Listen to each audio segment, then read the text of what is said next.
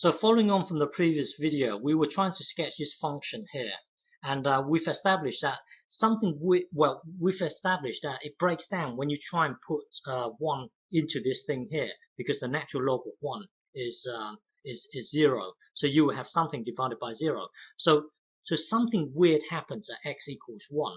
So what we would do is we would select a number just to the right of the number 1.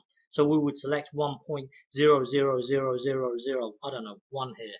And then we would put this into here, and then we would put this into here, and then it turns out that overall our answer will be something very, very, very, very big. So we can say that just to the right of 1, it will be positive infinity, and then we would do the same on the left hand side. We would choose a number just to the left of the number 1. So we would choose 0.9999999, and then put this into here and into here, and then overall the answer would be a very, very, very big number, but negatively big.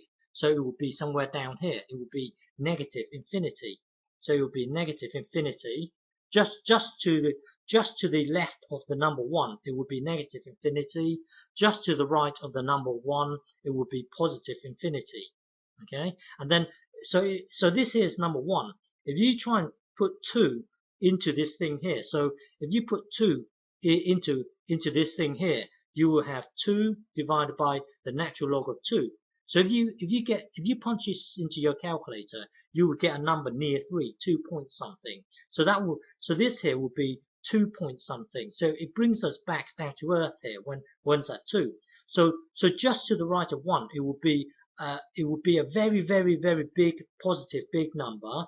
And then when you put 2 into this thing here, it will take you back down to 2.88 something. So therefore we know it's going to do something like this at least. Okay. So it's from infinity. It's going to head back down to earth here. Okay. And then now we know it's going to do something like this. But then now let's consider what happens when it's near 0. So well, looking at this, we can't put that on 0 because this is restricting us. This is saying that x has to be greater than 0. So select a number just to the right of 0. So select 0.00000, I don't know, 1 here. Put that into here. Okay, so now put 0.000 whatever into here. It will give you 0.00000 whatever divided by the natural log of so if you look at the natural log graph, it will look like this. It will look like this. Oops, it will look like this. Okay, so this is 1. So just to the right of the 0, then the natural log will be a very, very big number, because you can see it's going to be a negative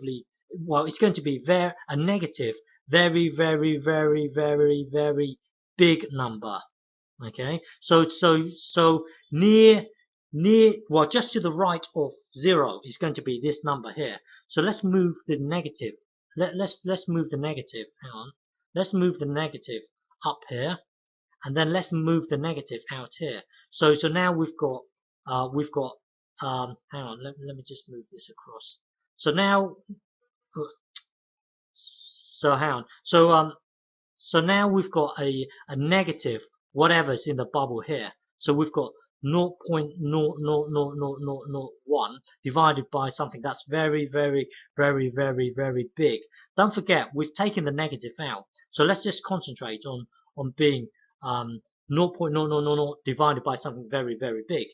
Now, if you get your calculator and punch in 0.000 something very small divided by something very, very, very big, divided by something very, very big, then your overall answer would be, don't forget, we've got a negative here. Then this whole thing here will be next to 0. So if you get 0.00001 divided by a very, very big number, this whole thing here will be next to 0. It would be very, very, very small. So this whole thing here would be very, very, very small. But the thing is, because of this negative, it will be negatively small. So your graph will end up looking like this. Hang on, it will end up looking like this. Because as you head towards 0, it would be very, very small next to 0, but on the negative hand side because of this negative. So as you head towards 0, it's going to head towards 0, but it will stay on the negative hand side. It will stay in the negative realm. Okay, so in the next video, we're going to consider what happens when x heads towards positive infinity. Okay.